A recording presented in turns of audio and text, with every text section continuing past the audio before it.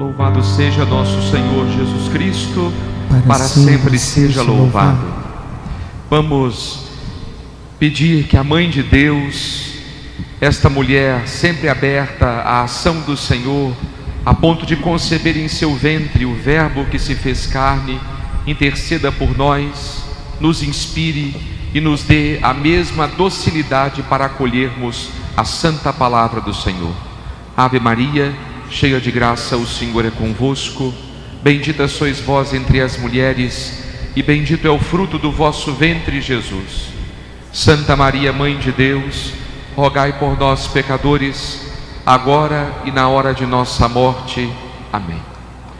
Quando eu fui convidado pelo Padre Fabiano para estar aqui hoje, refletindo com vocês a respeito da palavra de Deus na vida e na missão do catequista, eu não pensei duas vezes em aceitar o convite. Primeiro, porque esse convite me foi feito por um irmão muito caro no sacerdócio. E em segundo lugar, pelo respeito, pelo carinho que tenho por todos vocês catequistas, pela missão que vocês desempenham de fecundar o coração da igreja, comunicando esses tesouros da palavra de Deus. Muito se fala a respeito do lugar que a Bíblia deve ocupar na vida do cristão. E se nós podemos falar isso dos cristãos em geral, com muito mais razão, nós deveríamos falar a respeito do catequista. Porque o catequista, dentre todos os cristãos, é aquele que foi escolhido por Deus para comunicar esses tesouros da palavra do Senhor a outras pessoas. A missão de evangelizar, que faz parte da essência mesma da igreja, ela é representada de maneira tão eminente pelo ministério dos catequistas. Porém, antes de refletirmos a respeito do lugar que a palavra de Deus ocupa na vida do catequista, gostaria de convidá-los a olhar para uma dimensão um pouco mais ampla. O lugar que a palavra ocupa, não apenas na vida do indivíduo, mas na vida de toda a igreja. Antes de tudo, nós precisamos reconhecer que a Bíblia, ela não é um subsídio pedagógico a mais na catequese. Nós temos diversos livros, manuais, apostilas. A Bíblia não se enquadra aí. A Bíblia, na verdade, é esta seiva que vai fecundar todo o nosso discurso e todo o nosso ministério de comunicar esse tesouro da palavra de Deus. Ela e os sacramentos é dela e dos sacramentos que nós vamos extrair esta seiva que há de manter viva a nossa vida cristã.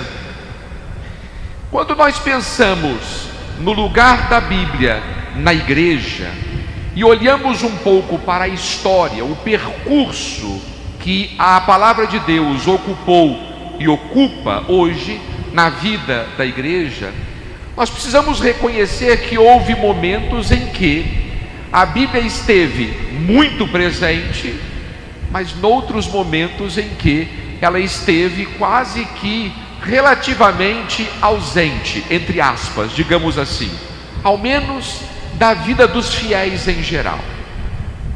Quando nós pensamos na história da igreja, o primeiro milênio do cristianismo foi marcado por uma profunda espiritualidade bíblica. Quando nós tomamos os textos dos padres da igreja dos primeiros séculos, nós vemos ali homens profundamente mergulhados na palavra de Deus, de modo que tudo aquilo que eles refletiam e falavam estava fecundado pela palavra. É surpreendente, por exemplo, tomar às vezes os discursos de Santo Agostinho. Só para vocês terem uma ideia, quando se faz uma pesquisa nas obras de Santo Agostinho, e vemos ali a quantidade de referências a passagens bíblicas que Santo Agostinho faz ao longo de seus discursos. É algo extraordinário aquilo, porque os padres da igreja, eles não falam da Bíblia, eles falam a Bíblia. Eles têm quase que a Bíblia de cor. Eles pensam a partir da palavra de Deus, e é neste lugar que eles comunicam a sua doutrina aos fiéis. Porém, a partir do segundo milênio, séculos 12, 13 aproximadamente, foi acontecendo na igreja uma espécie de mudança de mentalidade. Essa cultura marcada pela léxio, pela leitura, pela meditação da palavra de Deus, vai dando lugar a um outro tipo de comportamento. A leitura dá lugar a questio, as questões. Ou seja, a igreja precisava fundamentar algumas doutrinas, e para que a sua argumentação tivesse mais peso, então ela começa a apoiar a sua argumentação não tanto na palavra, mas sim num certo modo de fazer o discurso teológico.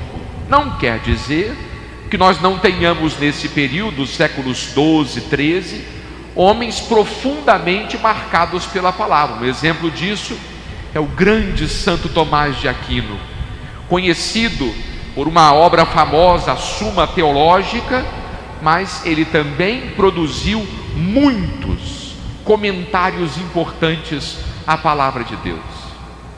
Os tempos vão passando e acontece algo que marca decisivamente esta caminhada da igreja, que foi o cisma protestante.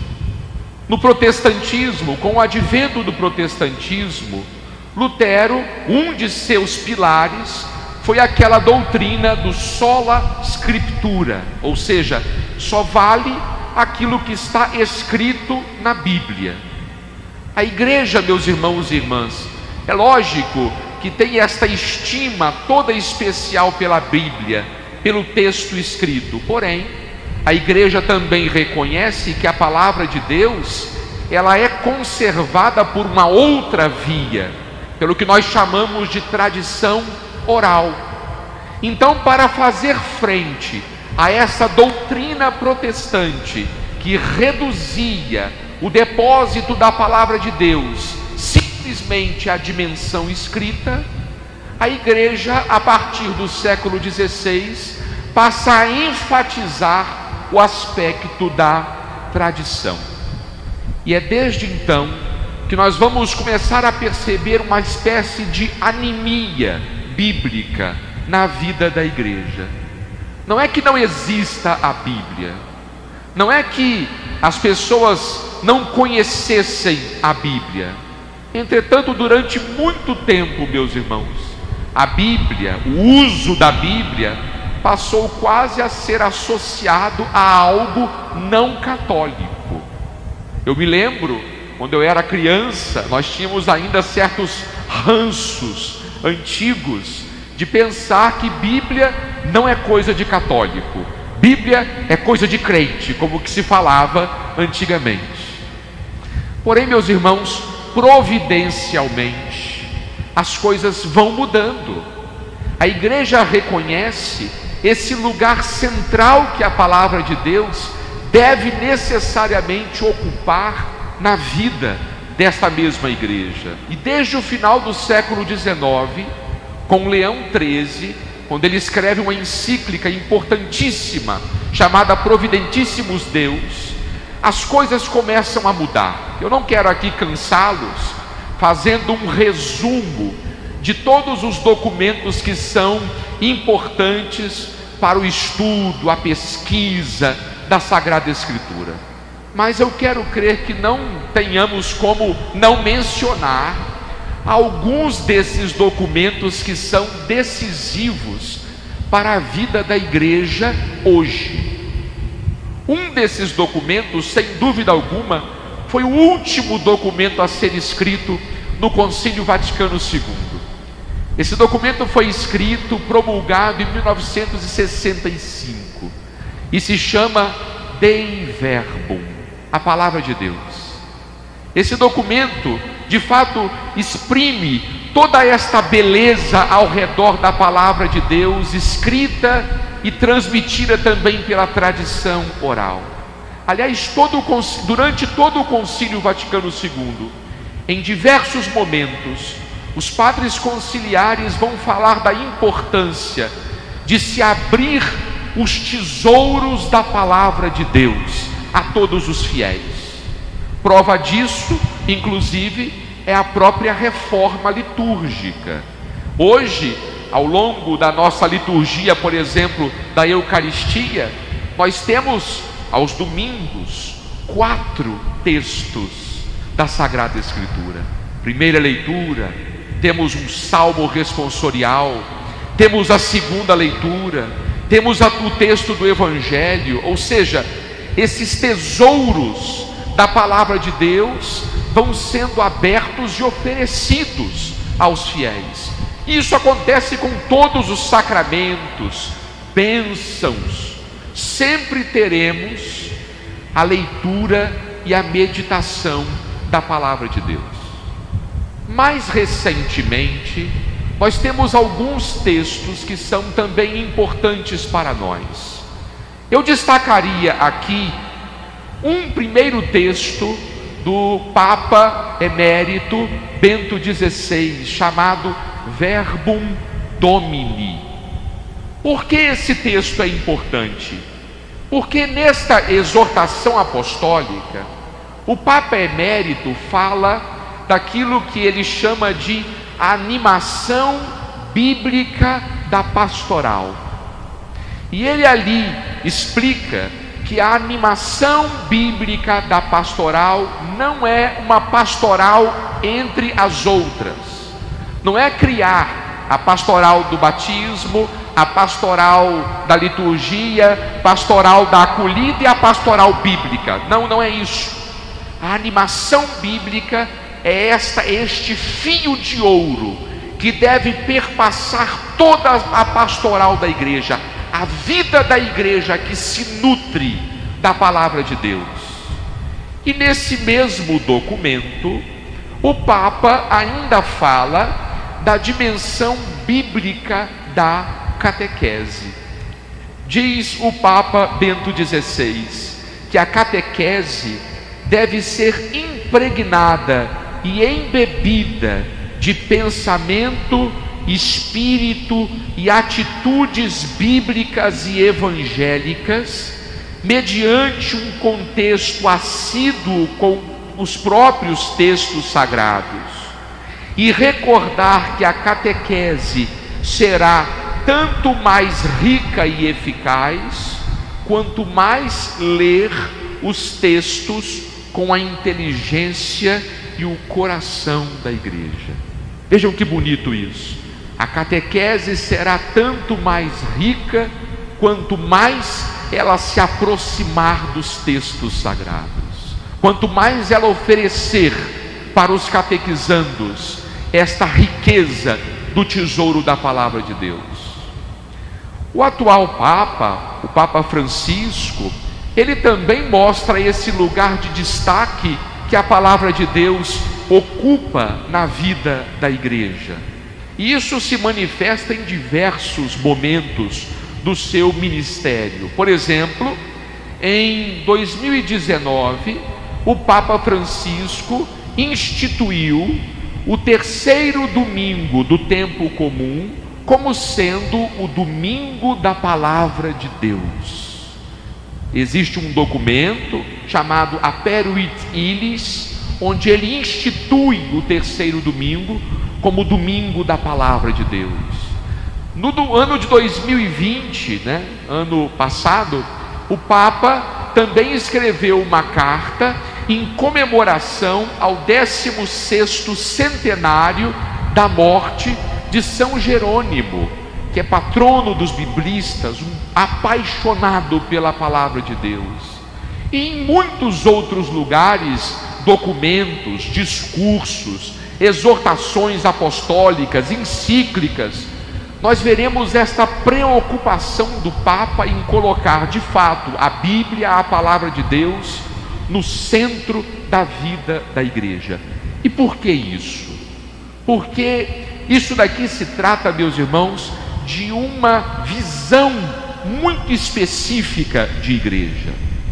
A palavra de Deus não é um penduricalho na vida da igreja, não é um apêndice facultativo, posso ou não posso usar, devo ou não devo seguir. Não se trata disso. A palavra de Deus é um dos lugares por excelência no qual nós podemos entrar em contato com o Senhor e ouvir a sua voz.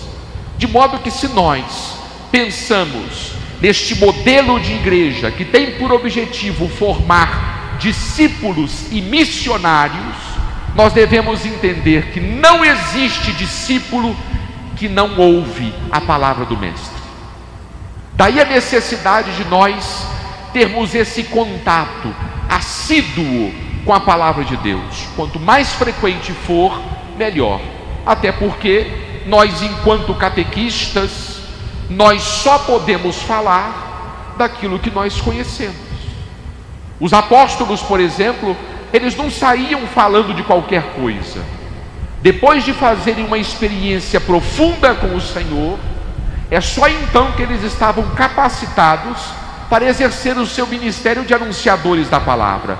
Assim também o catequista. Ele só será capaz de exercer o seu ofício com competência se ele se colocar antes no lugar de discípulo. E nesse sentido, Bento XVI dizia que a igreja não evangeliza se ela não se deixa evangelizar. E nesse mesmo sentido, o Papa Francisco recorda que o estudo da palavra de Deus deve ser uma porta aberta a todos os crentes. É fundamental, e aqui eu cito o Papa, é fundamental que a palavra revelada fecunde radicalmente a catequese e todos os esforços para transmitir a fé. A evangelização requer a familiaridade com a palavra de Deus, e isto exige que as dioceses, paróquias e todos os grupos católicos proponham um estudo sério e perseverante da Bíblia e promovam igualmente a sua leitura orante, pessoal e comunitária.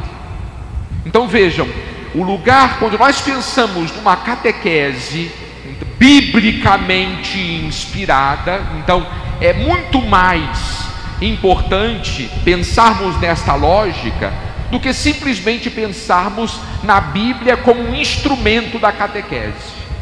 A Bíblia não é simplesmente um instrumento da catequese, como se fosse um recurso pedagógico a mais.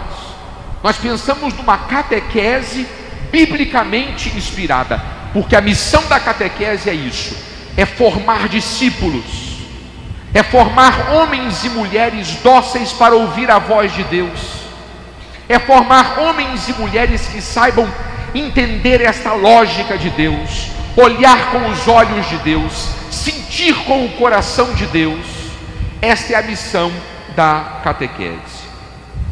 João 23, ele, quando ainda era patriarca em Veneza, antes de se tornar papa, ele falava do percurso que a palavra de Deus deve ter na vida do fiel.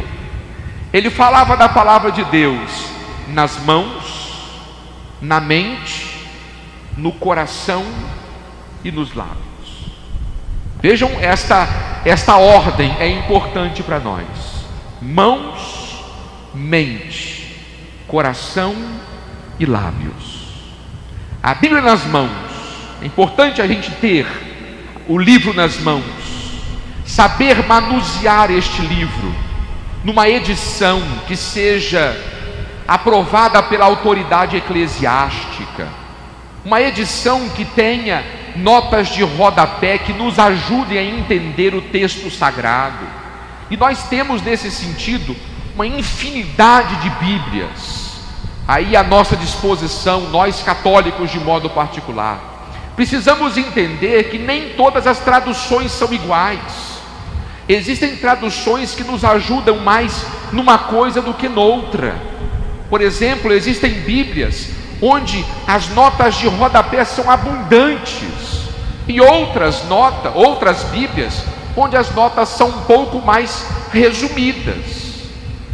Nesse sentido, até poderíamos dizer que, lamentavelmente, uma das versões mais popularizadas e que não nos ajuda muito nesse sentido é a Bíblia da Ave Maria, porque temos de fato uma tradução autêntica, não é, boa, que se presta a um papel importante, mas as notas são bastante simplificadas, um linguajar muito rebuscado às vezes. Então é importante a gente conhecer outras traduções que venham a nos ajudar a entender melhor a riqueza da palavra de Deus. Então, a Bíblia nas mãos, ter a Bíblia, usar a Bíblia. Eu quero crer que todo mundo tem em casa a Bíblia. Agora, meus irmãos, é o tal negócio, né? Às vezes o católico respeita tanto a Bíblia que tem até medo de tocar nela. Não é para isso. É ter a Bíblia e usar a Bíblia diariamente para fazermos este encontro com o Senhor. Então, a Bíblia nas mãos, depois a Bíblia na mente, porque é necessário refletir aquilo que nós lemos, é necessário que nós pesquisemos, queiramos entender aquilo. E aqui a mente, meus irmãos e irmãs, é este lugar onde de fato o Senhor vai iluminar a nossa inteligência para podermos entender as riquezas da palavra de Deus. A Bíblia no coração, ou seja, não se trata de uma leitura distraída, portanto, não é ler por ler, é ler para entender aquilo que o Senhor tem a nos dizer.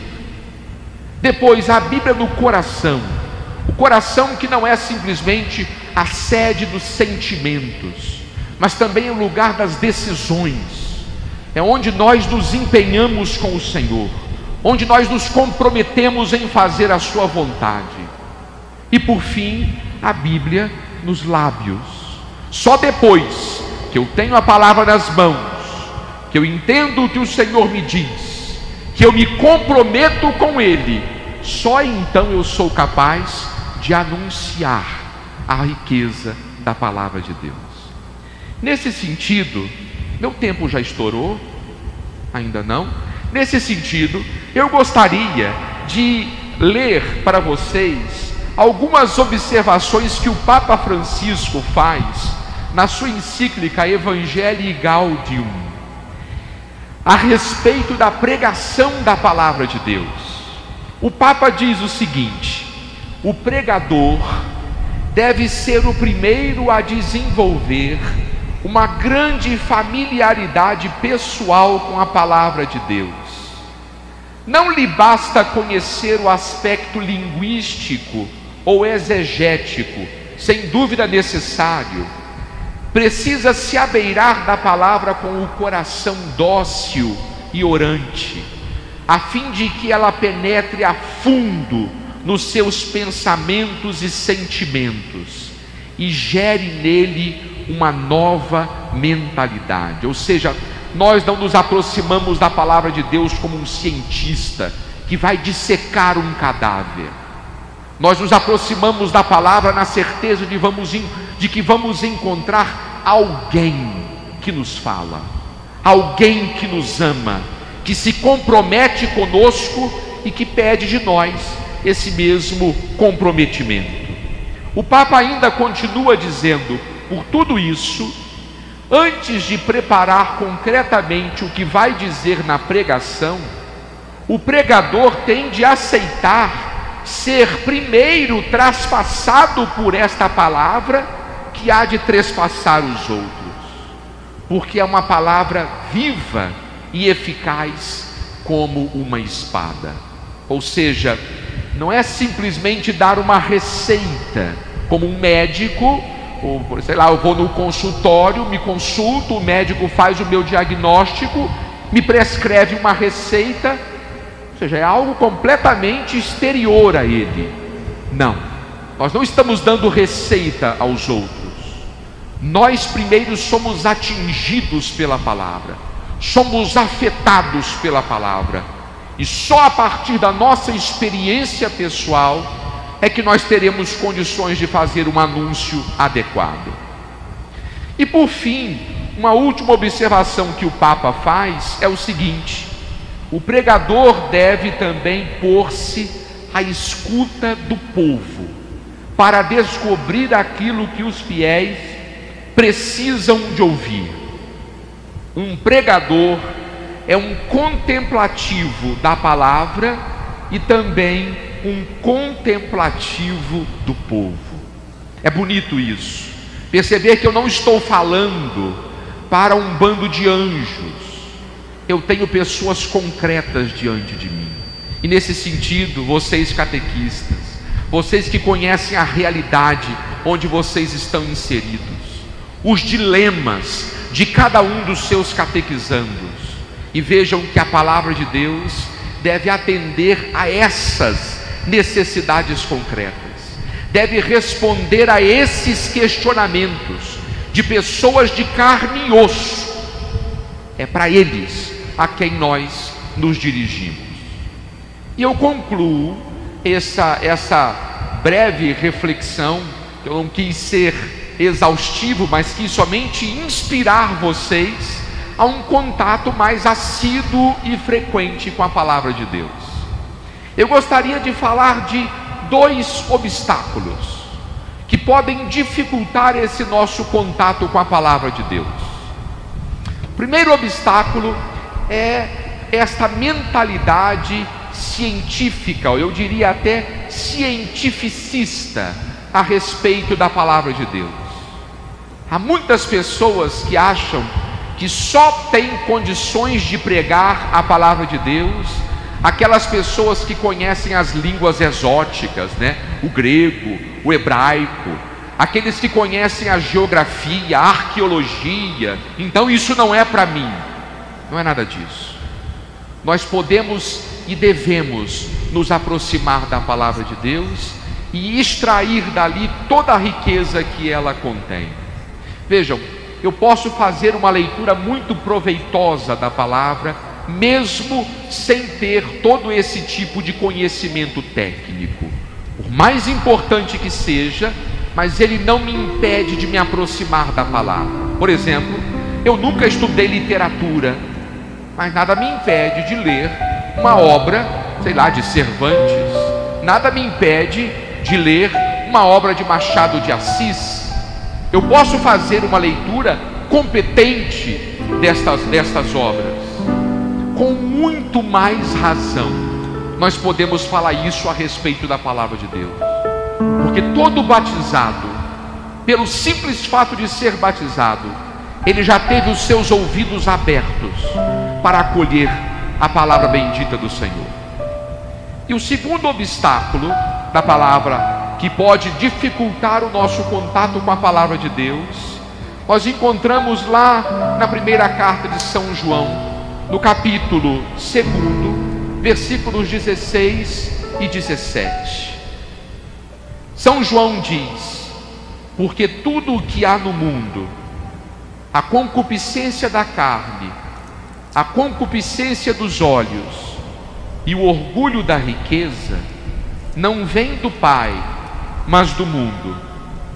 Ora, o mundo passa com as suas concupiscências, mas o que faz a vontade de Deus permanece eternamente.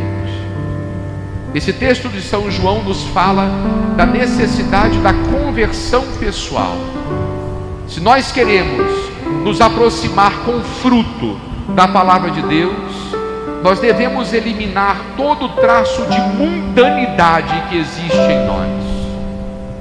A concupiscência dos olhos, da carne e a soberba da vida é todo este sentimento de autonomia do homem em relação a Deus. É este viver como se Deus não existisse. E este é o grande obstáculo que de fato nos impede de sermos discípulos, ouvintes, fiéis da palavra do Senhor. Eu concluo esta minha reflexão com as palavras da Dei Verbum. A Dei Verbum, lá no número 26, ela se encerra com as seguintes palavras: deste modo, pois, com a leitura e estudo dos livros sagrados, a palavra de Deus se difunda e resplandeça, e o tesouro da revelação confiado à igreja encha cada vez mais os corações dos homens. Assim como a vida da igreja cresce com a assídua frequência do mistério eucarístico, assim também é lícito esperar um novo impulso de vida espiritual, se fizermos crescer a veneração pela palavra de Deus, que permanece para sempre. Desejo, nesse sentido, que vocês catequistas, nesse dia celebrativo, que vocês possam sempre encontrar sustento, alento, força do ministério que vocês desempenham, sempre apoiados na palavra de Deus. Muito obrigado. Nós agradecemos mais uma vez a presença amiga, afetuosa do nosso caro Padre Heitor. O Padre Heitor não gosta que diz isso não, mas a gente tem que valorizar os nossos tesouros da casa, não é isso? O Padre Heitor é doutor em Sagradas Escrituras, está preparando o pós-doc dele, é professor da PUC do Rio de Janeiro. Nós, de fato, temos a alegria de ter um padre da nossa diocese lecionando na Pontifícia Universitária Católica do nosso estado. Atualmente, Padre Heitor coordena o curso de Teologia da PUC do Rio. E como vocês observaram, é o nosso biblista da nossa diocese. Então nós temos muita alegria de poder contar com o Padre Heitor. Eu fico também muito contente, muito feliz de tê-lo no hall, na lista dos meus amigos. Como diz o próprio Padre Heitor, para ser seu amigo tem que comer bastante sal, né, Padre Heitor? Então já comemos bastante sal juntos, acho que nossa amizade já está bem provada. Somos de terras bem próximas, mas fomos nos conhecer no seminário, aqui em Campos. E Deus tem sempre nos abençoado em vários momentos. Trabalhamos juntos aqui na Catedral por um tempo. Foi um tempo muito fecundo, alegre, intenso, feliz, né? Então só temos que agradecer. E não podemos perder a oportunidade, antes da gente fazer as homenagens. Eu gostaria também de aproveitar esse tempo que o Padre Heitor está aqui conosco, para a gente também escutar as dúvidas dos nossos catequistas que estão em casa participando conosco deste chat, participando desta live, melhor dizendo. Eu gostaria que o nosso diácono Herbert viesse aqui, para juntinho de nós. Diácono Herbert, que é da Paróquia Imaculada Conceição de Talva, que faz parte da comissão do Noroeste, aqui da nossa diocese, do Vicariato Noroeste. Então, nós temos a alegria de ter o diácono Herbert, que participa da comissão de animação bíblica, da pastoral do nosso Leste 1, da nossa CNBB. E o diácono agora, então, conduz esse momento de bate-papo com o Padre Heitor.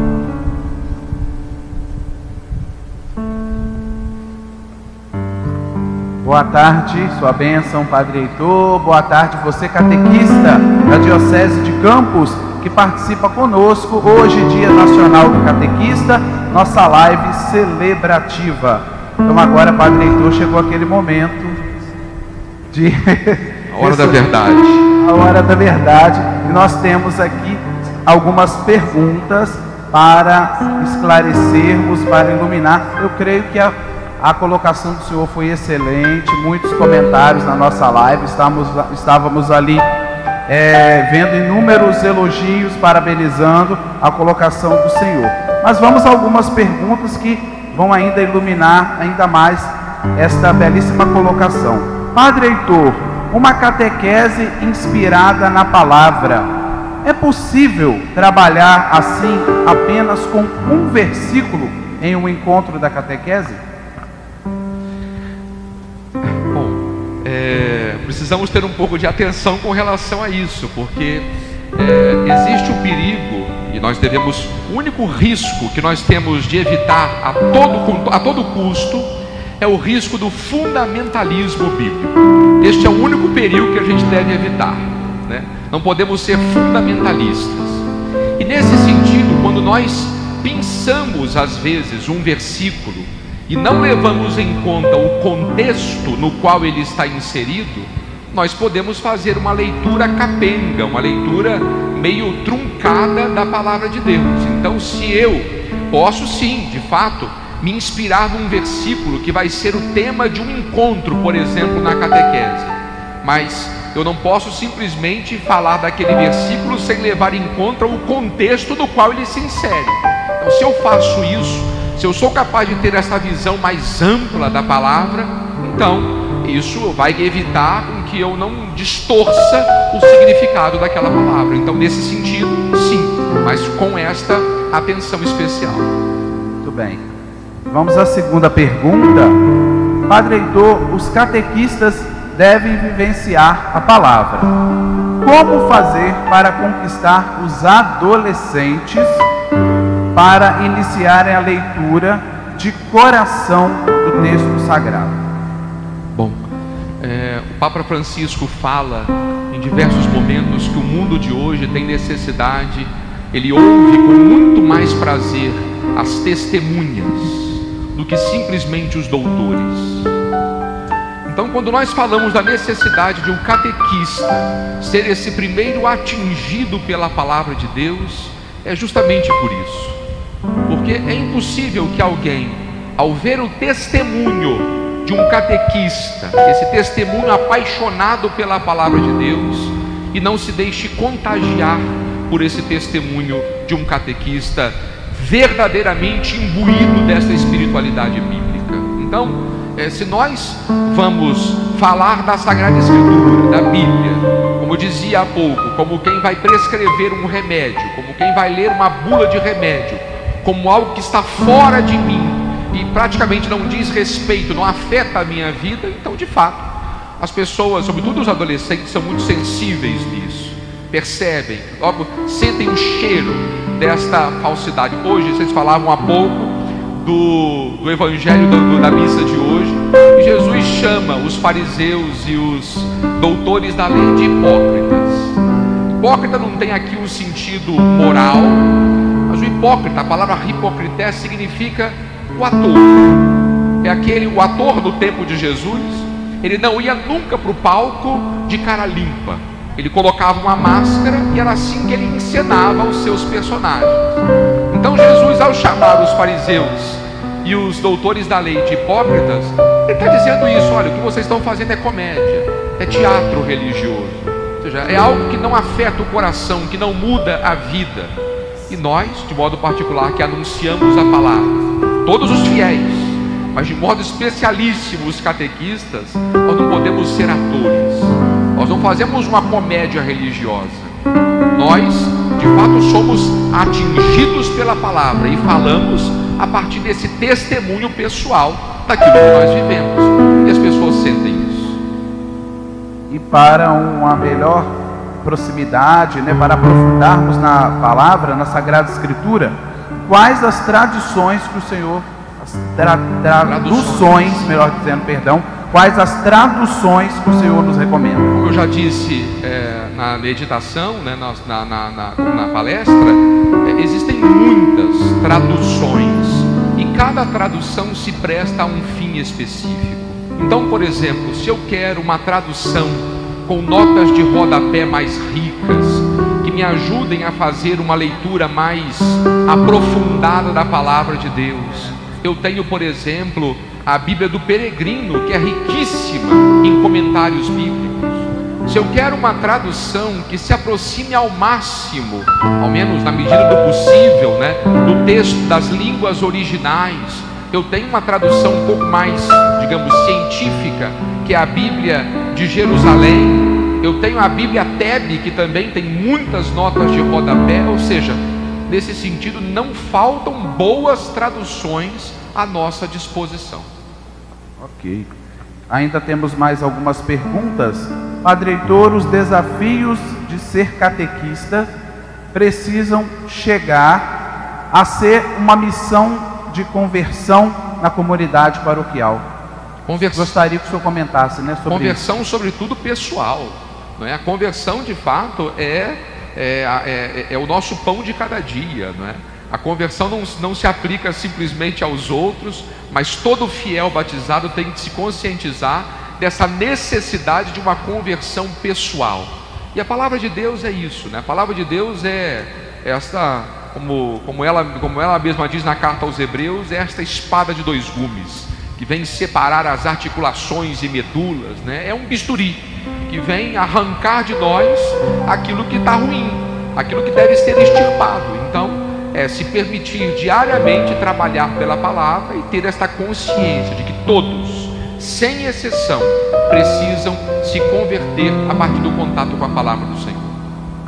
E sobre a leitura bíblica a partir de um aplicativo, qual a opinião do senhor? Excelente, excelente. A tecnologia está aí para nos ajudar, não é? E por que não utilizar? Eu mesmo me servir de um recurso tecnológico aqui para fazer essa conferência para vocês. Constantemente a gente reza a liturgia das horas no celular, porque é muito mais cômodo do que levar um trombolho de um livro de um lado para o outro. Então, se nós temos à disposição esses aplicativos, vamos utilizar. O importante, não importa onde a gente leia, o importante é que a gente leia sempre a palavra. Então, mais importante do que um livro, é importante você ter contato com a palavra de Deus. Não importa o meio pelo qual essa palavra vai chegar até você.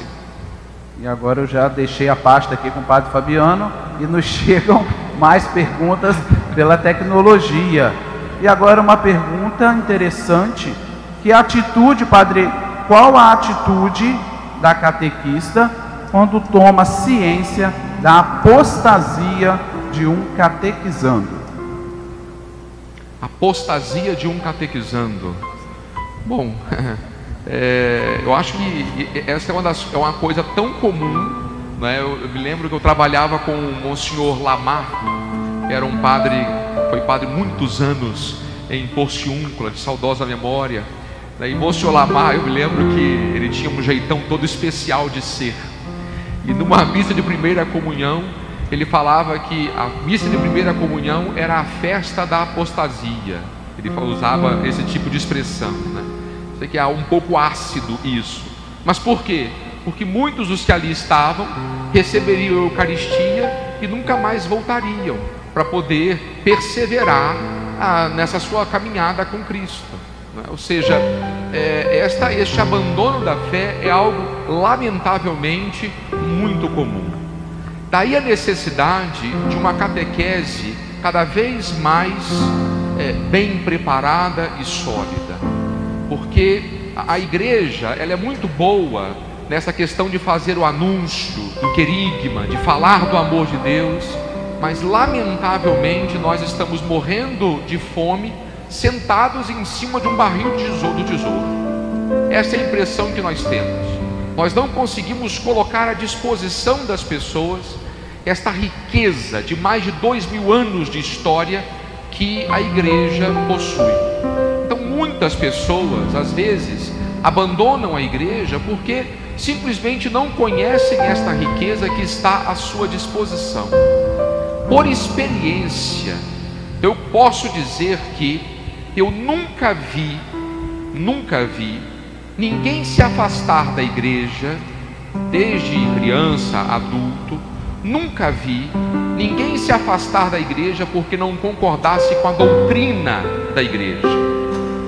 Em geral, as pessoas se afastam por outras razões. Se afastam porque às vezes não encontram motivação aqui, não foram bem acolhidas, se decepcionaram. Temos diferentes razões para isso, não é? Depois, uma vez que se afastam, aí entram questões doutrinárias. Então eu penso que esta catequese, uma formação cada vez mais sólida, mas para que isso aconteça, o catequista deve estar também bem preparado, não é? E isso vai ajudar a fazer com que menos pessoas eventualmente se afastem da caminhada cristã. Muito bem. Temos pessoas, Padre Heitor, que são catequistas, mas que não são letradas. Pouca leitura, às vezes até mesmo pouco entendimento da palavra. Perfeito. Como fazer para que esse catequista tenha esse coração enorme, disposto a evangelizar?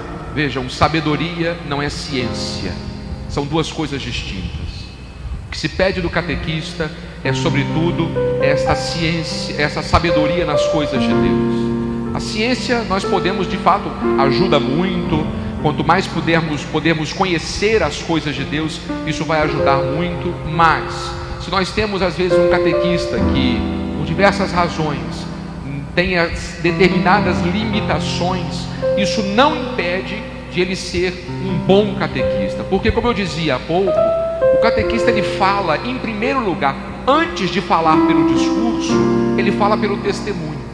Então, nesse sentido, quantas pessoas, às vezes da nossa convivência, eu, por exemplo, constantemente sou edificado pelo testemunho de homens e mulheres, às vezes são pouco letrados ou nada letrados, mas que têm um conhecimento de Deus muito mais profundo que eu. Eu fico no chinelo perto de certas pessoas. São pessoas que amam a Deus com muito mais intensidade que eu. E eu aprendo diariamente o que é ser cristão através do testemunho dessas pessoas. Então o que conta em primeiro lugar é o testemunho. É o testemunho. E essas pessoas, se oferecem esse bom testemunho de cristãos, elas devem ser valorizadas e aproveitadas mesmo na catequese.